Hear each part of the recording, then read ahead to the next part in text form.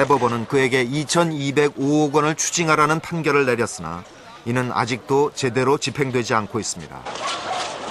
정말로 돈을 몽땅 벌어가지고 돈을 가지고 있어야 가령 말하자면 세상을 살아가는데 편리하다 해서 소위 그 당시 일부 언론에서 크게 그 화제가 되었던 유전이면 무죄요, 무전이면 유죄라고 했던 그런 말이 나올 정도의 돈에 대한 소위 황금 만능, 유전이면 가사귀다, 유전이면 귀신도 부려먹는다 해서 그런 그 큰 풍토를 조장시킨 이 장본인들 아니냐. 그래서 역사적인 심판은 분명히 뭔가 긋고 갔어야 하는데 그걸 지금 그냥 흐지부지 하고 넘어갔거든 또. 마치 해방돼 가지고 친일파 일당들을 청산하지 않듯이.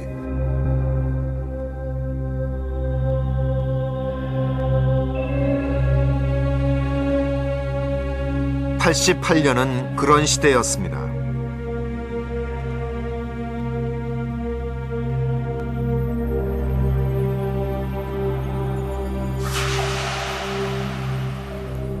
탈주범과 오공비리 의혹이 한 지면에 나란히 실리고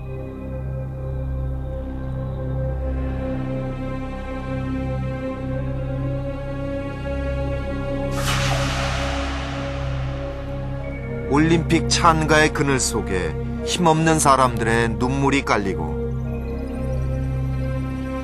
날로 높아가는 아파트의 높이만큼 가난한 사람들의 분노도 커져가던 그런 시대였습니다.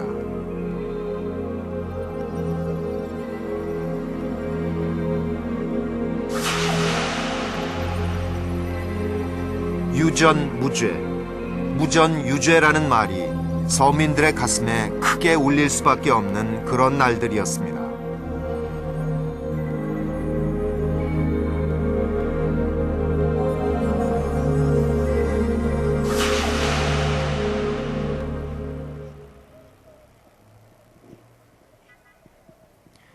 지강원을 비롯한 탈주범 4사람은 바로 그런 시대적 맥락 속에 존재하는 사람들이었습니다. 그들의 외침은 뉴스를 통해 전해졌고 아침 8시 삼중 스님이 그 소식을 듣고 달려왔습니다. 스님은 그들이 수감돼 있던 영등포 교도소 교화위원이었습니다. 나이 어린 어떤 여자를 한 손으로 목을 잡고 권총을 딱 목에 대면서 피를 토하는 절규라고 있었습니다. 그 절규 소리가 교도소 벽에 늘 글로 써붙여져 있는 유전무죄, 유전무죄, 돈이 있으면 죄가 안 된다. 무전유죄, 돈이 없으면 죄가 된다. 그 소리를 막 내뿜는 겁니다. 난 죄를 안 졌다는 건 아니다. 죄를 분명히 졌다. 그러나 무기 형벌을 받을 만큼 이런 죄를 짓지 않았다 하면서 막 고함을 치고 완전히 보면 눈빛도 정상이 아니고 그런 상태였습니다. 지강원은 삼중 스님에게 이 사회에서 큰 소리치는 내 놈들이 사회를 망쳐놓았기 때문에 내가 이렇게 됐다. 너희들이 사기꾼이라고 폭언을 퍼부었습니다. 사기꾼 놈들, 너희들이 나를 이 꼴로 만든 거야 할 때 나는 바로 내가 공범자다. 저 사람을 저 지경으로 몰고 간 건 바로 나다. 왜 저 사람 입에서 저 소리가 나와야 하느냐. 내가 교화를 잘못했다. 나를 비롯해서 이 땅에 무슨 행색깨나 한다는 사람들이 이 사건은 바로 우리가 연출한 거 아니냐.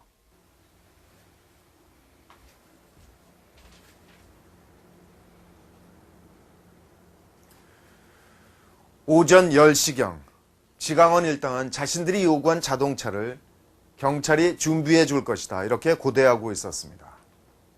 그 무렵까지만 해도 이들은 무사히 탈출할 수 있을 것이다 이렇게 한가닥 희망을 버리지 않았던 것 같습니다.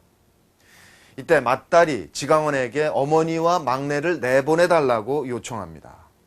딸 넷이 인질로 남아있겠다는 조건에서 말이죠. 지강원은 선선히 2사람을 내보내 주었습니다. 사실 지강원에게는 인질들을 해치겠다는 생각이 없었던 것으로 보입니다. 맏딸의 증언에 따르면 지강원이 그에게 총을 겨누고 이 창가로 이끌 때도 계속해서 미안하다, 다치지 않게 하겠다 이렇게 여러 번 얘기를 했다고 합니다.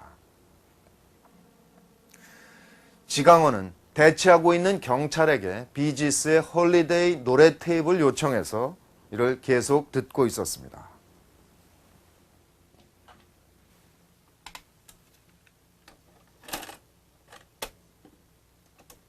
You're a holiday, such a holiday. Ooh, you're a holiday, such a holiday. It's something I think's worthwhile. If the puppet 11시 40분경 자신들이 요구한 대로 자동차가 준비되었는지 알아보러 강영일이 밖으로 나왔습니다. 그러나 자동차는 없었습니다. 강영일이 다시 담을 넘어가려는 순간 총소리가 울렸습니다. 그때 이제 강영일이가 나왔는데 이 집 앞에 오더니만 그러더라고요. 이 새끼들이 거짓말했어. 차 없어. 인질 다리 하나 잘라. 막 이러더라고요. 그러니까 이제 우리 속았다 이런 얘기죠. 그러니까 그때 지강환이가 이제 권총을 쐈어요. 강영일한테 쏘면서 야 이 자식아 너는 살으라 그랬잖아. 넌 살라고 내보냈는데 왜 왔어? 하면서 총을 쐈어요. 그러니까 어차피 우리는 사실상 죽게 됐으니까 너는 이제 죽지 말고 자수한 신분으로 깜빵 생활 좀 더 하고 이제 살아라. 이런 선물 비슷한 거였죠. 제일 막내한테 준 선물. 안방에서 달려나온 한희철과 안광술이 지강원에게서 총을 뺏으려고 몸싸움을 벌였습니다. 두 사람이 총을 빼앗아 안방으로 뛰어든 다음 총소리가 2번 울렸습니다.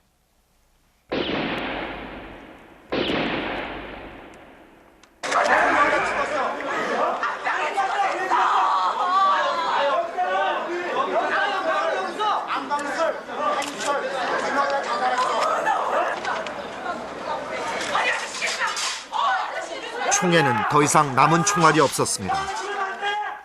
지강원이 유리를 깨서 목을 찌르며 난리를 피울 때 마침내 경찰 특공대가 집 안으로 뛰어들었습니다.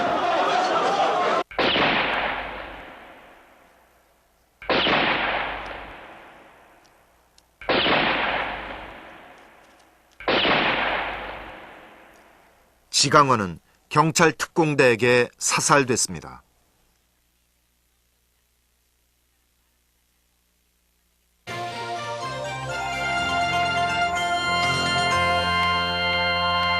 안녕하십니까. 일요일 밤 KBS 9시 뉴스입니다. 탈주범들의 인질극은 결국 자살극으로 끝났습니다. 드디어 지강원이 목에 깊은 상처와 4군데의 총상을 입어 피투성이가 된 채 연행됐습니다.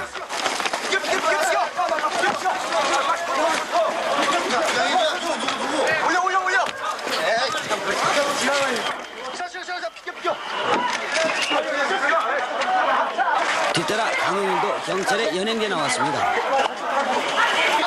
인질로 갇혀있던 4명 가운데 고양이 마지막으로 경찰에 구출됐습니다. 낮 12시 25분 뒷방에 쓰러져 있던 한희철과 안광술이 싸늘한 시체로 변해 운구돼 나왔습니다. 이로써 경찰의 탈주범 체포와